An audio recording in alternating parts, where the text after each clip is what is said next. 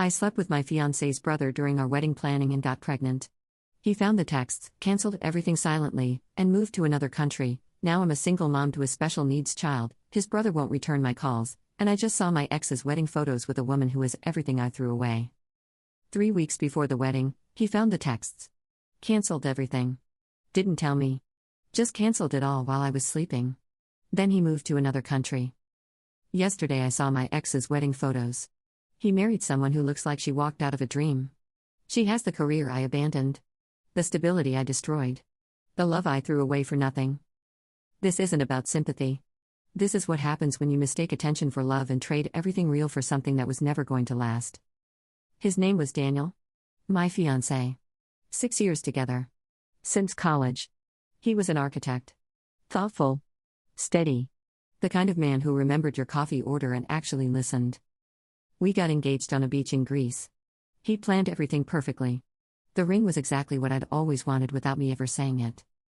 I said yes because I loved him. Really loved him. But somewhere between the engagement and the wedding, I convinced myself something was missing. That Daniel was too predictable. Too safe. Too boring. His brother's name was Kyle. 2 years younger. Completely different. Spontaneous where Daniel was planned. Reckless where Daniel was careful. Charming in a way that felt dangerous. Kyle came to help with wedding planning. He was a photographer. Traveled constantly. Lived out of a backpack. Everything Daniel wasn't. I was stupid enough to think that made him better. It started small. Kyle offering free engagement photos. Extra time together on shot lists and locations.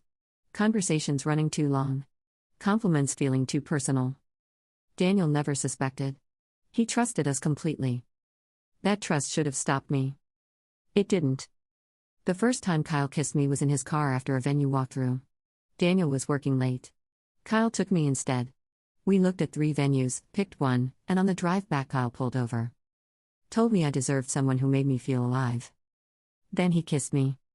I kissed back. I told myself it was a mistake. Wedding stress. Cold feet. Every excuse I could create to avoid the truth, I wanted it. We didn't sleep together that night. But we started texting.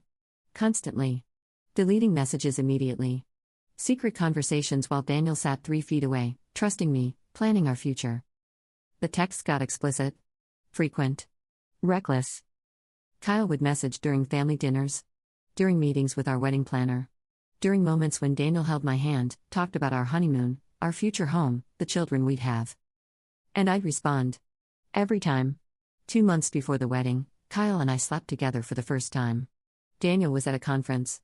Kyle came to drop off engagement photos. We drank wine. Talked about how complicated everything was. How we couldn't help our feelings. We slept together on the couch Daniel and I had picked out together. In the apartment Daniel paid for because I'd quit my marketing job to plan the wedding full-time. I woke up convinced it was a one-time thing. A mistake we'd never repeat. We repeated it 7 more times over 6 weeks. Hotel rooms. His apartment. Once in his car in a parking garage. Anywhere we could steal an hour without Daniel knowing. I told myself I'd end it before the wedding. That this was cold feet. That once I married Daniel, I'd forget Kyle existed and everything would be fine. I told myself so many lies. 6 weeks before the wedding, I realized I was pregnant. 3 tests. All positive. Did the math. Could be Daniel's or Kyle's.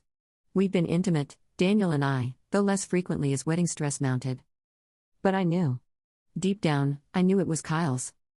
Because Daniel and I had always been careful. With Kyle, I hadn't been.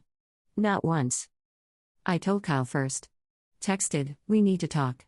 Urgent. Met at a coffee shop across town. Somewhere no one would see us. I'm pregnant. Kyle's face went white. Is it mine? I think so. The timing matches. You think so? Or you know? I know. It's yours. Silence. Long, horrible silence. What are you going to do? I don't know. I'm getting married in 6 weeks. To my brother. I know whose brother you are, Kyle. More silence. Does Daniel know? About us? Of course not. Are you going to tell him? I should have said yes. Should have ended it right there. Should have confessed and faced consequences. Instead, I don't know. I need time to think. Kyle stood. Figure it out. But leave me out of it. This was a mistake. All of it? He walked away. Didn't look back. I sat there for an hour, staring at my engagement ring, knowing everything was about to collapse but hoping I could hold it together. That night, Daniel came home excited. He'd finalized our honeymoon plans. 2 weeks in Japan. Everything I dreamed about. He showed me the itinerary. Hotels. Restaurants. Temples we'd visit. I smiled and pretended everything was fine while carrying his brother's baby. I told myself I'd figure it out. Maybe the baby was Daniel's. Maybe I could pass it off as premature. Maybe Kyle would keep quiet and disappear like always. I told myself I could have both. The wedding. The life. Daniel's security and Kyle's excitement. I was delusional. 3 weeks before the wedding, I woke up to find Daniel's side of the bed empty. Checked my phone. 6:47 a.m. No messages. Got up. Walked to the living room.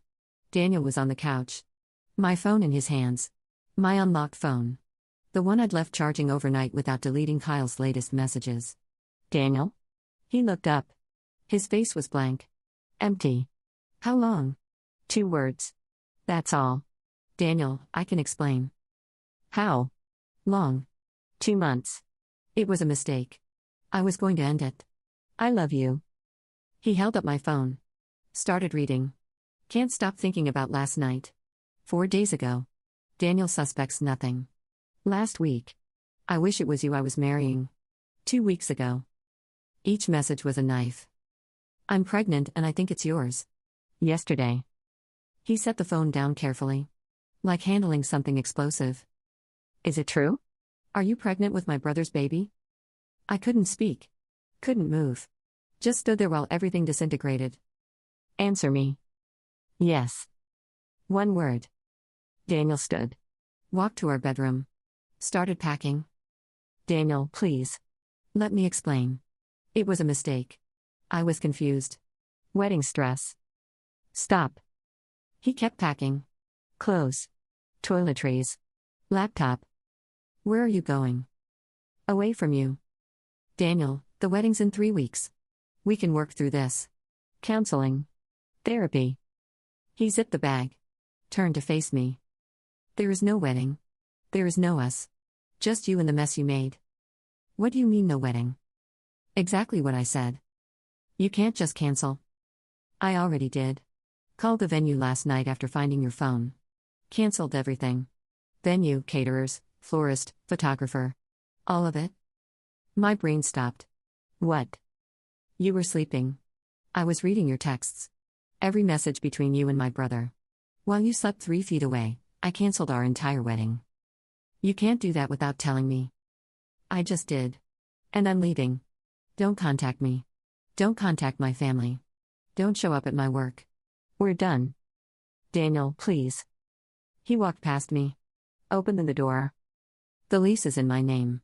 You have 30 days to find somewhere else. After that, I'm terminating it and you're out. Where will I go? He stopped.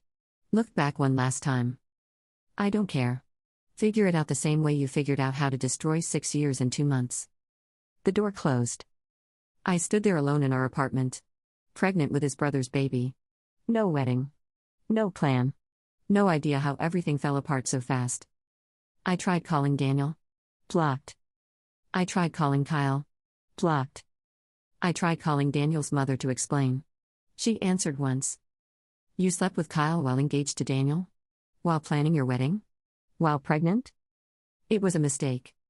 Don't contact this family again. Ever. You're not welcome here. She hung up. Within 48 hours, everyone knew. Daniel's family. My family. Our friends. Wedding guests who received cancellation notices. Everyone knew I'd cheated on Daniel with his brother and gotten pregnant. No hiding it. No spinning it. No making myself the victim. I was the villain. Everyone knew it. My parents were devastated. Ashamed. My mother asked how I could do this to someone who loved me. My father asked if I'd lost my mind. I didn't have answers. My friends disappeared. The bridesmaids who'd thrown me a shower celebrated my engagement. Gone. Group chats went silent when I posted.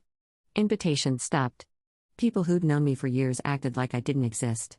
I was completely alone. 2 weeks after Daniel left, I found out through mutual friends he'd accepted a job transfer. Moving to London. Leaving in 3 days. I showed up at his apartment. He wouldn't let me in. Daniel, please. Just talk to me. 5 minutes. No. I'm pregnant. With your brother's baby. You can't just leave. Watch me. Don't you care? About me? About what happens? He looked at me through the crack in the door. His eyes were dead. Empty of everything that used to be there. I cared about the woman I was going to marry. That woman doesn't exist anymore. You killed her when you slept with my brother. Daniel. Goodbye, Michelle. The door closed. For the last time.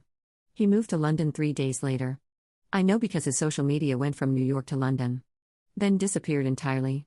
Deleted. Gone. Like I'd never existed. Kyle wouldn't see me. Wouldn't answer calls. Finally sent one text, I can't be a father. I don't want this. Leave me alone. Then blocked me. I was 4 months pregnant, jobless, about to be homeless, abandoned by everyone, carrying a baby whose father wanted nothing to do with him. This was my life now. The consequence of every choice I'd made. My son was born 5 months after Daniel left. A boy. I named him Carter. The delivery was complicated. Carter had trouble breathing. Spent 3 weeks in NICU. When he finally came home, he needed constant monitoring. Kyle didn't come to the hospital. Didn't call. Didn't send anything. I texted once, your son was born. His name is Carter. Read receipt. No response. That was 3 years ago. Haven't heard from him since. Carter was diagnosed with autism at 18 months. Severe. Nonverbal. Requires constant supervision and therapy. I love my son. But I'm drowning. I work remotely doing data entry. $10 an hour. All I could get without a degree or recent experience. I stopped my marketing career 5 years ago to plan a wedding that never happened. Carter's therapy costs $800 monthly after insurance. His special diet costs another $400. Childcare when I need to work costs $15 an hour, and I can't afford it, so I work overnight when he sleeps. I haven't slept more than 4 hours straight in 3 years. My parents help when they can. But they're retired. Limited income. They're still ashamed of what I did. Still disappointed. They love Carter, but every time they look at me, I see the question, was it worth it? It wasn't. Kyle pays nothing. I tried filing for child support. He works freelance internationally. Moves constantly. No permanent address. The court can't track him. Even if they could, he'd probably disappear to another country. He wants nothing to do with us. I haven't dated since Carter was born. Who wants a single mother with a special needs child and a history of cheating with her fiancé's brother? No one. I spend nights working. Days caring for Carter. Free time crying in the bathroom because I'm so tired I can't remember what not being exhausted feels like. This is my life. This is what I traded Daniel for. Yesterday, I saw his wedding photos. Don't know why I looked. Morbid curiosity. Self-punishment. Maybe I needed proof he'd moved on. He got married 2 weeks ago. In Scotland. Small ceremony. Intimate. Her name is Sophia. She's a civil engineer. Beautiful in that effortless way. Smart, successful, everything Daniel deserved. The photos show them laughing. Really laughing. Genuine joy that can't be faked. Daniel looks happy. Actually happy. Not the hollow, broken person I turned him into. In one photo, he's looking at her the way he used to look at me. Before I destroyed it. In another, they're dancing. Her head on his shoulder. His hand in her hair. Complete trust. I stared at that photo for an hour. That should have been me. That life. That happiness. That man who loved me enough to plan a perfect proposal, a perfect wedding, a perfect future. I threw it all away for excitement. For attention. For Kyle, who couldn't even text back when his son was born. The comments were full of celebration. Friends and family congratulating them. Talking about how perfect they are together. How they'd never seen Daniel this happy. No one mentioned me. Why would they? I'm ancient history. The cautionary tale they probably tell at parties. Remember Daniel's ex? The one who cheated with his brother? Yeah, he dodged a bullet. They're right. One comment from Daniel's mother, so proud of my son. He deserves all the happiness after everything he's been through. Welcome to the family, Sophia. You're the daughter I always wanted. The daughter she always wanted. Not me. Not the woman who was going to be her daughter-in-law. The woman she'd welcomed into family dinners and holidays and life. I destroyed that too. I tried to find Kyle's social media to see if he'd seen the photos. To see if he cared at all that his brother had moved on while we were stuck raising his child alone. All his accounts were gone. Deleted or blocked. He'd erased himself from my life so completely it's like he never existed. Except for Carter. Who exists? Who needs me? Who will always be proof of the worst decision I ever made. I don't regret Carter. He's innocent. Perfect despite everything. But I regret how he came to be. I regret destroying a good man to create him. I see Daniel and Carter sometimes. They have the same eyes. The same careful way of observing things. And it breaks me. Because Carter should have been Daniel's. Should have been born into a stable home with two parents who loved each other and planned for him. Instead, he got me. Exhausted, broke, alone. And a father who doesn't acknowledge his existence. Last week, Carter had a meltdown at the grocery store.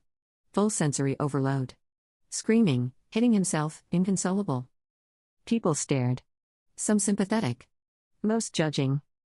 One woman muttered loud enough for me to hear, "Some people shouldn't have children." She wasn't wrong. I got Carter to the car, sat in the parking lot while he calmed down, and cried until I couldn't cry anymore. This is my life. Every day. Just survival. I tried calling Kyle one more time last month. Used a different number. He answered before realizing it was me. "Kyle, please. Carter needs." He hung up. Blocked the number? Carter needs a father. Needs therapy. Needs support. And his father would rather pretend he doesn't exist. I contacted Daniel once, 2 years ago. Wrote a letter. Apologized. Didn't ask for anything. Just wanted him to know I understood what I'd done. That I was sorry. The letter came back unopened. Returned to sender. He didn't even want to read my apology. I don't blame him. I check his social media sometimes through a fake account he hasn't blocked. It's torture, but I can't stop. He posts about his life in London. About Sophia. About projects he's working on. Places they travel. They went to Japan last month. The honeymoon he planned for us. The temples. The hotels. The restaurants. Everything on the itinerary he'd shown me that night I was pregnant with Kyle's baby and pretending everything was fine. Except now he was there with someone who deserved it. I stared at those photos until my eyes burned. That was my trip. My future. My life. And I gave it away for a man who can't even return a phone call about his own child. People ask if I've moved on. If I've forgiven myself. I tell them yes because it's easier than explaining you don't move on from this. You just exist in the aftermath. I don't forgive myself. How can I? I had everything. A man who loved me unconditionally. A future so bright it hurt to look at. A life people dream about. And I destroyed it because I was bored. Because I wanted excitement. Because I confused attention with love and lust with meaning. Now I'm 34 years old. Single mother to a child who needs more than I can give. Working a job that barely pays rent. Living in a studio apartment with mold on the ceiling and neighbors who complain about the noise. Daniel is in London. Married to someone beautiful and successful. Building the life he deserves. The life I could have had. Kyle is somewhere traveling the world. No responsibilities. No consequences. Living exactly how he always did. Probably sleeping with other engaged women. Destroying other families. And I'm here. Alone. Paying for choices I made 6 years ago that took 30 seconds of selfishness. Carter is sleeping now. He has therapy tomorrow. An evaluation next week. Another specialist appointment after that. I'll take him to all of them. Keep working. Keep surviving. Keep showing up. Not because I'm a hero. Not because I've learned some profound lesson. Because I have no other choice. I saw Daniel's wedding photos and felt every moment of what I lost. The love. The stability. The future. The man. All of it. Gone. Because I wanted something I thought was better and ended up with nothing but wreckage. If you're reading this and thinking about cheating, about throwing away something real for something exciting, stop. Because excitement fades. Attention disappears. Less burns out. And you're left with the consequences. I threw away a man who loved me for a man who wouldn't even answer his phone when his son was born. Now that man is married to someone who has everything I destroyed. And I'm alone with a child whose father won't acknowledge he exists. That's the cost of betrayal. Not just losing what you had, but watching the person you destroyed build everything you wanted with someone who deserves it. And knowing you have no one to blame but yourself.